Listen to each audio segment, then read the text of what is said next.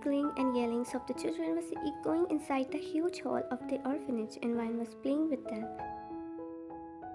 It's like every weekend she came to the orphanage where she spent her childhood to the teenager time, and now having moments with these innocent souls. "You are so beautiful, Nona. Will you be my girlfriend?" He was 5-year-old children who always liked Vine because she took care of him as a child. Vine smiled, looking at him before bending down to his level and grabbed his both arms gently. "Don't you think you are too young to be my boyfriend? So please wait for me. I'll be big so soon. Okay." She ruffled his hair while pecking his red cheeks when a staff member called her name. "Yes?" "Miss Annie is calling you." Saying bye to the children, Vine went to the office of head caretaker of the orphanage, Miss Annie. She was a good woman who treated children with love. "Yes, Miss Annie. I received your check and I want to ask few questions regarding it." Vine gulped down and, hiding her hesitation, she took the chair in front of her. "I always feel happy when you provide money to the children. But this big amount from you is a bit suspicious to me. I earn them for children's help, miss." "I understand, but can you provide me the source you earn the money? I know you do few jobs and you can't save such amount from it. Vine, you can tell me anything." She kindly asked as she saw Vine growing in front of her while Vine looked down. Vine excused. She couldn't tell her she started to rob corrupt and rich people. "Vine, I do online job at night and it pays me a good amount." Miss Annie wasn't satisfied but decided to end the conversation for the moment. Vine took her leg from the orphanage and wiped her tears. Throughout the journey of her apartment, Vine felt guilty once again, but after recalling those babies smiling, studying, and seeing dreams made her guilt faded away. She never wanted to choose such path, but not being educated, she only got few jobs, and to give children a better life, she decided to do it, and luckily never got caught. Reaching the entrance of her apartment, she saw a letter with red flower again. She wasn't surprised because it was the daily routine of the person for a few months. Taking it, she went inside her apartment, and first thing she did to read what was written inside. "It's fine. Don't think you are a bad person because you are spreading a smile on thousands of faces. Their happiness will save you from every darkness but mine." She sighed, reading his comfort to his scary words, but it didn't scare her anymore. She was now curious who was Jay and placed the letter inside the same drawer with his another ones. The calm, the softness she was seeking around her always found in his letters and attached to him without knowing about anything. It was evening when Vine was going to the store she worked and looking for ID card in her bag but couldn't find it. "Where it is?" She was still looking inside the bag and ready to enter the store when someone bumped into her. She was about to fall, but a muscular arm held her securely, and the only thing she was able to see was his deep galaxy eyes. She never knew that someone's eyes could accelerate her heartbeats, and oddly looking familiar too. She could feel his eyes softening looking at her, and he held her stand carefully. "You okay?" "Yeah, I guess." She was still looking at him when his dimple hid inside his mouth but composed himself.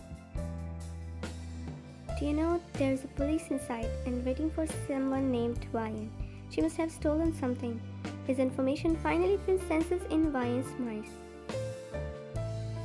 She tiptoed just to look inside from that guy's shoulder secretly as he was covering her fully. Shit. She turned back and immediately ran away from there when a staff worker noticed her. Because of his yellings, the police ran behind her, but the car tire was punctured already. One of them immediately ran behind her, and the masked guy also followed him while Vine took a turn through the crowd. "Please save me, God." She kept running here and there without looking back, and after a long time she didn't know where her feet halted. It was a luxurious area and only few people could be seen. Wine tried to act normal but immediately turned her way after seeing two cops. Yeah, her photo ID card is spread. We are finding her nearby the area. With their conversation, she realized her ID card fell one of the house she went in last night. Gulping down, she took a long step while hiding her face with her hair and looked around to find a space to hide. She saw a beautiful house whose gate was open luckily, and she immediately went inside as if it was her own house to hide for a while. Coming inside, she was welcomed by only silence and didn't go inside further. For the first time, she was feeling scared and her breath was abnormal too because of running. Soon she heard someone enter the house and close the door. She immediately hid inside the big couch and heard footsteps, but suddenly they stopped. She felt it was coming towards her and she closed her eyes tightly.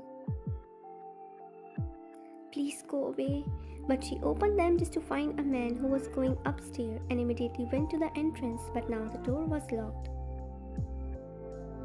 Shit, today is my worst day. She tried few times but it didn't budge and again heard the loud footsteps. She saw the door of the room open and went inside, but she was welcomed by pitch darkness. There was barely light was coming from outside, and with the help of it, she hid behind the curtains. Her body was turning sweaty because of hotness and fear. She was alone with a man, and if he found her, then what could happen? The panic added when she saw him coming inside and closed the door behind. Wine was cursing her luck and trying to calm herself not to make any noise, unaware she was smoking. He knew she was inside with him and was ready to give her a big surprise. He opened few lights and the four walls of the room lightened with the picture of Wine, which was captured by him secretly. Wine's eyes were curious through the light curtains, and sliding it from her face secretly, she just left stunned. She immediately covered her mouth not to get caught and hide herself in the curtains.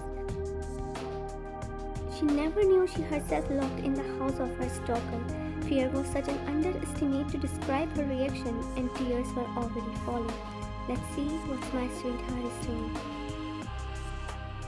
She heard his voice, which was deep but found familiar too. Calming her uneven breath, she heard few switches got open and the room filled with lights of the screen of computer. The moment for Wine was like a horror movie, and her only aim was to run outside of the haunted house. She silently observed his back, but her eyes diverted to the screen. Her apartment, her job areas to the orphanage footage was playing on the screen. Her heart felt like stopped for a while as she thought he won't go this deep, but here he was noticing her every small step. She was glued to her place, her body felt numb, and she was hugging her tightly in the dimly lit room. Being watched by someone was surely scary, and his next words even more scarier. Where is my sweetheart? She gulped down as if he was saying to her, which was true, and looking through the different screens. Wine couldn't stand there anymore and decided to take risk of running away. I can't see her. Where is she? Her trembling hand was on the door and she could see him looking at the screen where her body felt weak. On the big screen she was now showing holding the hand of his room door. I found you, sweetheart. She tried to open the door but it was locked and saw him coming towards her with slow steps. Her blurry vision couldn't let her see his face, and with a swift second she was pinned by him against the wall. Welcome to my house, sweetheart. He could feel her trembling figure beneath his palm, while the calm his words used to give her through letters were now scaring her in real life. Please leave me. She tried to push him, but he secured her in his arms even firmly. Shh, relax. He pressed his finger on her trembling lips and felt a drop of tear on his hand. Why are you crying? Just smile like you used to after reading my letters. You are scaring me. His hold loosened around her and stopped back. Wine immediately wiped her tears and ready to open the door once again, but her hand halted. His face shining in the light of the screen and her eyes stuck to it. The eyes, the features, the painful smile was so familiar that her feet forwarded to him. Jungkookff?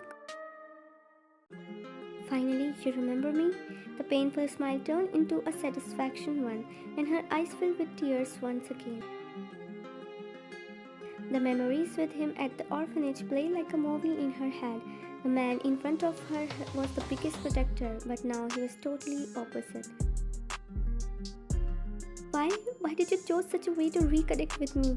The smile Jungkook had a few minutes ago just faded, and he pulled her by his arms roughly. Because you dare to forget me, Wine. You forget your promise, and I can't let this happen easily.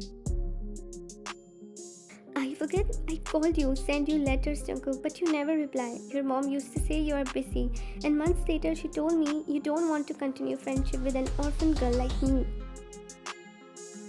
He was stunned by the piece of information. He could never say such words for a woman he loved the most, but luckily her so-called mother died, or else Jungkook won't think twice to give her a painful death. That lied to you and lied to me about you. I never knew about your calls or letters. I thought you forget me, but I didn't. Every day my love for you increased and turned into an unhealthy obsession. She was surprised. The Jungkook she knew was never like that, but a soft and sweet guy. You are insane, Jungkook. Only for you, my sweetheart. Leave me. I don't want to be with you. Your opinion doesn't matter. A sinister smile was making her gulp down, and her hand automatically tried to push him. Jungkook, please. Since childhood, I love you, and I'm the only one who deserves you. This was his last word she heard before darkness engulfed her.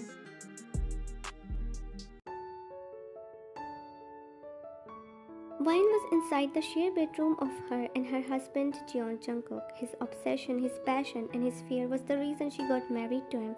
But his behavior, his attitude, his care towards her was the reason she fell in love with him again.